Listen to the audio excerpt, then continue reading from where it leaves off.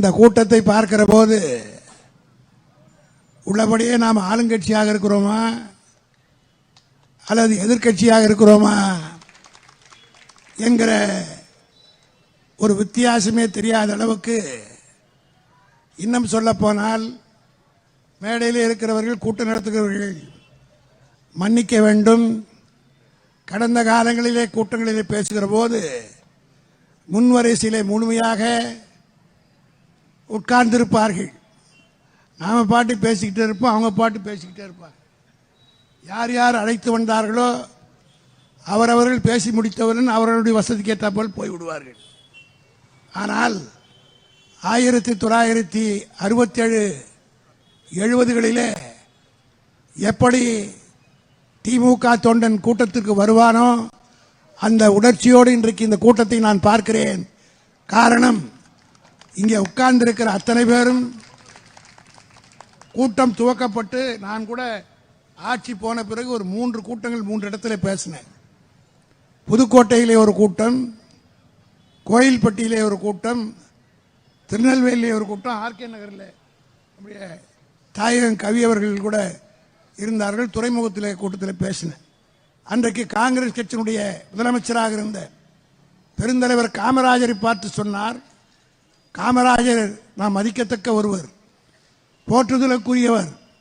இன்னும் சொல்ல போனால் காமராஜருக்கு எல்லாம் செய்தது திமுக தவிர வேற எந்த கட்சிக்காரனும் கிடையாது. காங்கிரஸ் கட்சி கூட அவருக்கு செலவைக்கவில்லை. முதலில் காமராஜருக்கு செலவைத்ததே திமுக தான். ஏன் இதை குறிப்பிடுறேன்னா, நாளைக்கு இந்த பேசுனதுனால ஒரு சில தூண்டி விட்டு அறிக்கையோடு சொல்லுவாங்க. நான் வரலாறை சொல்லுகிறேன். அன்றைக்கு முதலமைச்சராக இருந்த காமராஜர் சட்டமன்றத்தில் இருந்த 15 பேர் நம்முடைய உறுப்பினர்கள், அதில் 3 பேர் சம்பத்தோடு போய்விட்டார்கள். தேர்தலில் போட்டியிட்டவர்கள் 10 பேர் தான், அண்ணா உள்ளிட்டு. அந்த 10 பேரையும் தோற்கடிக்க அன்றைக்கு இருந்த காங்கிரஸ் அமைச்சர்கள் முனைப்பாக பாடுபட்டு தோற்கடித்தார்கள். ஆனால் கலைஞரை மட்டும் தோற்கடிக்க முடியவில்லை. கலைஞர் வெற்றி பெற்றார். அதற்கு பிறகுதான் சொன்னார் கடற்கரை கூட்டத்திலே, காமராஜர் அவர்களே, அண்ணாவை 5 ஆண்டு காலம் தமிழ்நாடு சட்டமன்றத்தில் நீங்கள் பார்த்து விட்டீர்கள். உங்களுடைய நல்லெண்ணத்தை நான் பாராட்டுகிறேன். அண்ணாவினுடைய முகத்தை உங்களுக்கெல்லாம் ஆசானாக இருக்கிற பண்டித நேரு பாராளுமன்றத்தில் கேட்க வேண்டும் என்று நீங்கள் ஆசைப்பட்டுத்தான் அண்ணாவை தோற்கடித்தீர்கள். ஆகவே அண்ணாவை டெல்லிக்கு ராஜ்யசபாக்கு நாங்கள் அனுப்புகிறோம் என்று அந்த கூட்டத்தில் துணிச்சலாக சொன்னவர் கலைஞர் தான். ஏன் இதை சொல்றேன்னா, நீங்கள்லாம் இன்றைக்கு இருக்கக்கூடிய தலைமுறையினர் நம்முடைய தலைவர் தோல்வி என்று தோற்று பார்க்கவில்லை. காரணம், கலைஞர் அவர்கள் நமக்கு 50 ஆண்டு காலம் இந்த கட்சியை நடத்தி எந்த தேர்தலும் அவர் தோற்கவில்லை. 13 முறை அவர் வெற்றி பெற்று விட்டார். ஒரு தேர்தலையும் அவர் தோற்கவில்லை. ஒரே ஒருவர் வெற்றி பெற்றார் என்றாலும் அந்த ஒருவர் கலைஞராகத்தான் இருந்தார். ஆகவே 50 ஆண்டு காலம் கழகத்திலே இருக்கக்கூடிய தோழர்களுக்கு தலைவருடைய தோல்வி என்ற ஒன்று தெரியாத காரணத்தினால் இன்றைக்கு தமிழ்நாட்டிலே நம்முடைய தலைவருக்கு ஏற்பட்ட தோல்வியை தாங்கிக் கொள்ள முடியாமல் பல பேர் துவண்டு போனார்கள். அவர்களுக்கெல்லாம் இந்த பழைய வரலாறை சொல்கிறேன். இதுவரையிலே தமிழ்நாட்டினுடைய தலைவராக இருந்த தளபதிதான் வருங்காலத்தில் இந்தியாவுடைய தலையெழுத்தை நிர்ணயிக்கப் போகிற தலைவராக இன்றைக்கு உருவாகி கொண்டிருக்கிறார் என்பதை கழகத்தோழர்கள் மிகுந்த உற்சாகத்தோடு இன்றைக்கு நாம் பணியாற்றிட வேண்டும். நேற்றைய நேரம் இல்லாத காரணத்தினால் சுருக்கமாக சொல்கிறேன். நேற்றைய தினம் நம்முடைய தலைவர் தளபதி அவர்களை கலைஞர் அவர்கள் முதலமைச்சராக இருந்தபோது அவருக்கு செயலாளராக இருந்தவர் லட்சுமிகாந்தன் பாரதி ஐஏஎஸ் அவர்கள். அவர் நேற்றைய தினம் நம்முடைய தளபதி அவர்களை சந்திக்க வேண்டும் என்று என்னிடத்தில் கேட்டு தளபதியை சந்திக்க வேண்டும் என்று விரும்பியுடன் நான் தலைவரிடத்தில் சொன்னேன். உடனே தலைவர் உடனடியாக அழைத்து வாருங்கள் என்று சொன்னார். காலையிலே அவருடைய இல்லத்தில் லட்சுமிகாந்தம் பாரதி அவர்கள் தளபதியை சந்தித்தார். அவருக்கு வயது 100 வயதான அந்த ஐஏஎஸ் ஆஃபீஸர், மூத்த ஐஏஎஸ் ஆஃபீஸர். கலைஞர் சிஎம்ஆர் இருக்கிற இன்னும் சொல்ல போனால் இந்த தமிழ்த்தாய் வாழ்த்து பாடுகிறோமே, இந்த தமிழ்த்தாய் வாழ்த்து பாடுவதற்கு மூல காரணமாக கலைஞருக்கு பக்கபலமாக இருந்து இதை சட்டபூர்வமாக கொண்டு வந்தவர் லட்சுமிகாந்தன் பாரதி என்கிற ஐஏஎஸ். ஏன்னா இப்போ இருக்கிறவங்கெல்லாம் நேற்று என்ன தீர்மானம் போட்டுறாங்களே, அதை இயற்றியவரே கலைஞர் தான், சட்டசபையில் கொண்டு வந்தவரே அவர் தான். அதற்கு உறுதுணையாக இருந்த அதிகாரி தான் லட்சுமிகாந்தன் பாரதி. தளபதியை சந்தித்து தன்னுடைய 100வது வயதிலே சொன்னார், 2001 திமுக தோற்ற பிறகு நான் அன்றைக்கு கலைஞரை சந்தித்தேன். சந்தித்த போது இப்படி ஆகிவிட்டதே, இவ்வளவு செய்தீர்களே. 96 இருந்து 2001 வரை இவ்வளவு சாதனை சாதித்தீர்களே, தோற்றுவிட்டீர்களே என்று சொன்னபோது தலைவர் மிகுந்த உற்சாகத்தோடு இடத்துல சொன்னார், அடுத்து தேர்தல் வருவது, அந்த தேர்தலில் வெற்றி பெறுவதற்கு இப்பொழுதுதான் இன்று முதல் நாங்கள் வாய்க்கால் வெட்டி கொண்டிருக்கிறோம். வாய்க்கால் வெட்டிவிட்டால் தண்ணீர் தானாக வரும். ஆக 5 ஆண்டு காலம் கழித்து தண்ணீர் வரும். இந்த நாங்கள் வெட்டுகிற இந்த பாதையிலே வரும் என்று அன்றைக்கு கலைஞர் சொன்னார் என்பதை தளபதி இடத்தில் சொன்னார். அதையேத்தான் நான் இங்கே சொல்ல விரும்புகிறேன். இது ஒன்றும் இடையில ஒரு ஸ்டாப் கேப் அரேஞ்ச்மெண்ட். இதை பற்றி யாரும் கவலைப்பட வேண்டிய அவசியமே இல்லை. இங்கே கூட பிரபாகர் ராஜா பேசினார் நினைக்கிறேன், பேசிட்டு இருந்தார், வீட்டு வரியெல்லாம் ஏறி போச்சு, அதை பற்றி உனக்கு என்ன கவலை? ரொம்ப அக்கறையா பேசுறீங்க. இனிமேல் பட்டு தயவு செய்து வாயை கையை மூடிக்கிட்டு சும்மா இருங்க. எது ஏறினா நமக்கு என்ன, ஓட்டு போட்டவன் தானே. அவனா பார்த்து ரோடுக்கு வந்து அவன் தலையில ஒரு மண்ணள்ளி கண்ணை போட்டுக்கினா தான் இந்த சமுதாயத்துக்கு புத்தி வரும். நீங்க அவன் கேட்காது. யாராவது ஒருத்தன் இந்த மாதிரி ஏர் கண்டிஷன் பஸ் ஸ்டாப் கேட்டான், அவங்கள மாசு கேட்குறேன், ஏர் கண்டிஷன் பஸ் ஸ்டாப் கட்டினீங்களே, எல்லாம் மிஷினுக்கு ஓட்டு போட்டு போறா, கஞ்சாட்சின்னு உட்காந்துக்கிறான். ஆக இனிமேல் பட்டாவது கட்சி வரலாறு, திமுக என்ன, பெரியார்னா என்ன, எப்படி 100 வருஷத்துக்கு முன்னாடி இந்த சமுதாயம் இருந்தது, எல்லாரும் இன்னைக்கு மேடையில் ஒன்னா உட்காரன்னா அதுக்கு யார் காரணம்? 100 அடி தூரத்தில் நின்னவன உட்கார வச்சு உனக்கு சீட்டு கொடுத்து உனக்கு மரியாதை கொடுத்தவன் யாரு என்பதை சொல்லுங்க, அப்பதான் புத்தி வரும்.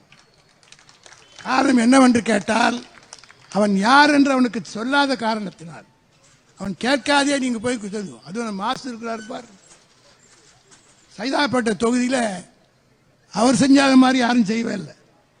கலைஞரே முதலமைச்சர் இருந்தார், பெருமையா சொல்றேன். அவர் கூட அங்க ஒரு பெரிய ஹாஸ்பிட்டல் கொண்டு வர முடியல. ஏன்னா எங்க பக்கத்தில் இருக்கிற ஆலந்தூருக்குலாம் பெரிய வசதியா இருந்தது. அந்த ஹாஸ்பிட்டலில் போய் வந்த நோயாளி அவன் சொந்தக்காரன் ஓட்டு போட்டுருந்தாலே ஜெயிக்கிறான். அவனுக்கெல்லாம் நல்ல சாவே வராது, ஓப்பனா சொல்றேன். காரணம், உயிர் காப்பது என்பது அவ்வளவு கஷ்டமான காரியம். எத்தனை பேர் உயிரை காத்திருப்பார், எத்தனை பேருக்கு உயிர் கொடுத்தா. இங்கே கூட படிச்சார், கேன்சர் இன்ஸ்டியூட் கொடுத்தேன், இதுக்கு கொடுத்தேன், இதெல்லாம் இனிமேல் வேணாம், கட்சிக்காரனுக்கு கொடுங்க, அது போதும். கொடுத்ததெல்லாம் போதும், ஒரு 5 வருஷம் ரெஸ்ட் எடுப்போம். வீட்டு வரி 300 ரூபாய் கட்டினவனுக்கு 10,000 வந்திருக்கு. இதே நம்ம ஆட்சியில் வந்திருந்தா கணபதி சும்மா இருந்திருப்பாருங்க, நேரா சிஎம் கிட்ட போவார், தெருவிலே நடமாட முடியும். இவர் கார்ல தான் போறாரு, சும்மா நான் அவர்கிட்ட அங்கே வந்து தெருவிலே நடக்க முடியுங்க. ஜனங்கள்லாம் பிள்ளைன்னு பிடிச்சிக்கிது. இப்போ அந்த ஜனங்களாம் அங்கே போச்சு. 300 ரூபாய் கட்டின வீட்டுக்கு 10,000 ரூபாய் போட்டிருக்கிறான். 150 ரூபாய் கரண்ட் பில்லு இந்த இடத்துல 1000 2000 வருது. இப்பதான் ஜனங்க கொஞ்சம் கொஞ்சமா மது கிணத்துல விழுந்த வண்டு எப்படி வெளியே வந்தவொடனே கொஞ்சம் அப்படி தள்ளாடி வருதோ, அது போல மக்கள் கொஞ்சம் கொஞ்சமா வெளியில வர்றான். இப்பதான் போன் பண்ணவே ஆரம்பிக்கிறான். சார் அங்க தண்ணி வரலையா, வராம போட்டோம். லைட் எரியலையா, இன்னும் 2 ஃபியூஸை போடுங்க. காரணம் என்னவென்று கேட்டால், இந்த சமுதாயத்துக்கும் இந்த நாட்டுக்கும் தளபதி செஞ்சதை போல 8,000 ரூபாய் வாங்கி மாற்றி போடுதுங்க.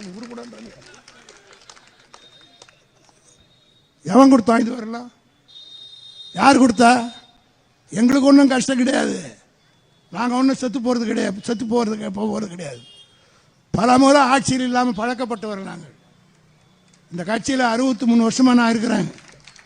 பல முறை ஆட்சி வந்துச்சு, ஆட்சி போச்சு.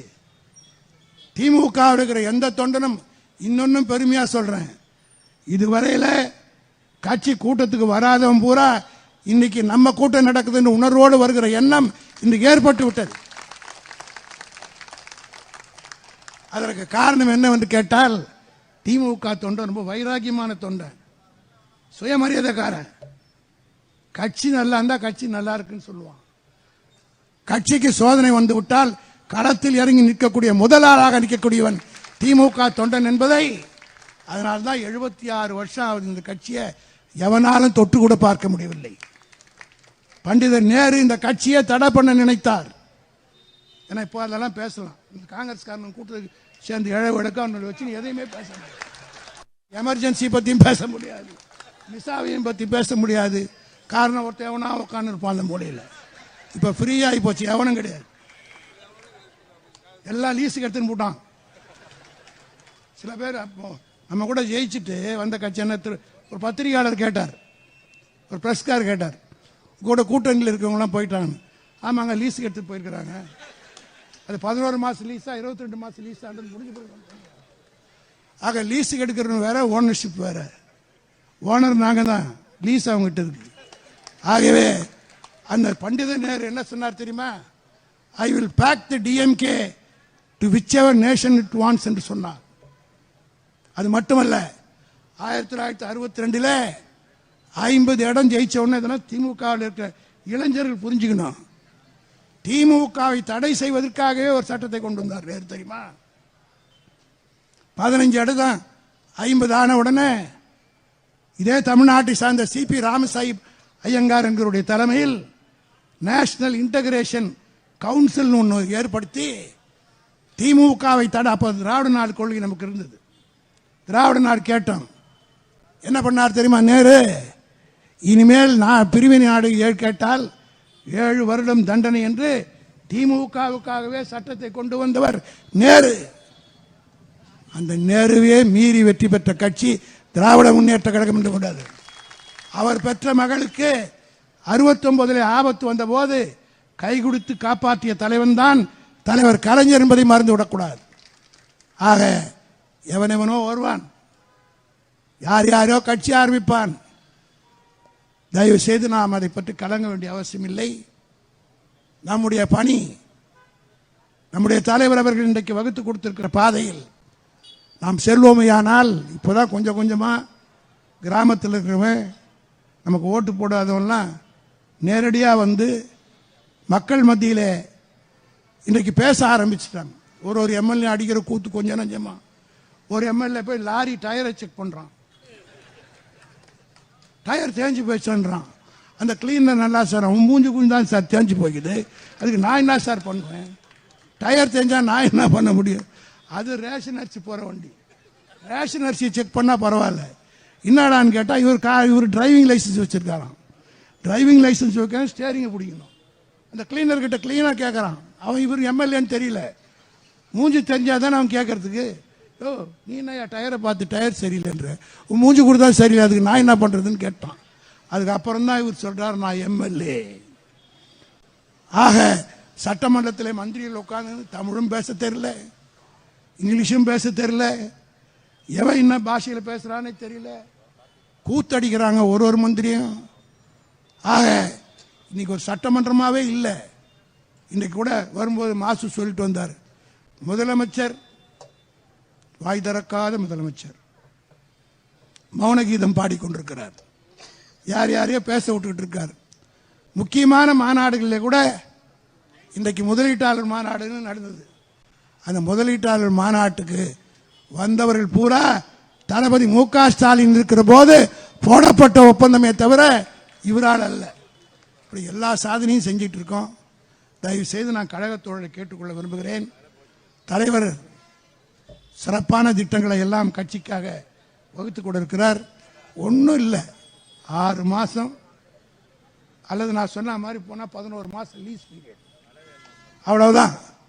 அதற்கு பிறகு எல்லா தேர்தலையும் நாம் தான் வெற்றி பெறுவோம். இதே போல் தான் 84 ஒரு தேர்தல் நடந்தது. நோவுக்கு ஒரு ஓட்டு, சாவுக்கு ஒரு ஓட்டு போட்டு க்ளோஸ் பண்ணிட்டான் நம்மளை. எதிர்கட்சியாக கூட நம்ம வரல 84.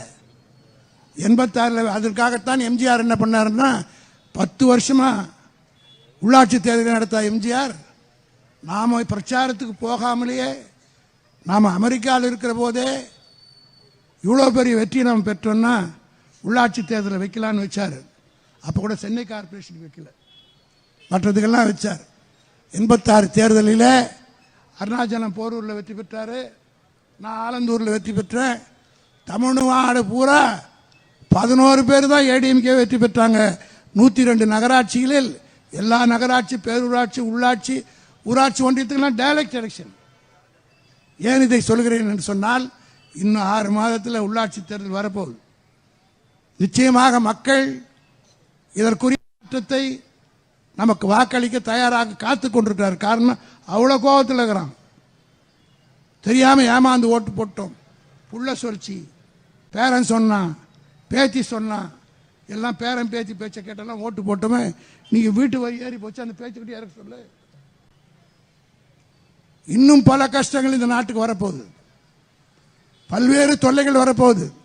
எவ்வளோ குச்சாங்க. அண்ணா யூனிவர்சிட்டியில் ஒரு சம்பவம் நடந்தது. 85 நாளில் வழக்க முடிச்சு தண்டனை வாங்கி கொடுத்த தலைவர் தளபதி மு க ஸ்டாலின். இன்னைக்கு இவங்க ஆட்சியில் இவங்க வந்து 100 நாளாவது. ஸ்ரீவைகுண்டத்துக்கு பக்கத்தில் சம்பவம் நடந்து ஏறத்தாழ 80-90 நாளாவது. உனக்கு எஃப்ஐஆரே போடல, இன்னும் கேஸே ஆரம்பிக்கல. ஆனால் எங்கள் தலைவர் 85 நாளிலே வழக்க முடிச்சு தண்டனை வாங்கி கொடுத்து, லைஃப் தண்டனை வாங்கி கொடுத்த தலைவர் தளபதி. இப்படி எல்லாத்தையும் செஞ்சோம். ஆனால் மக்கள் உணர்வார்கள்.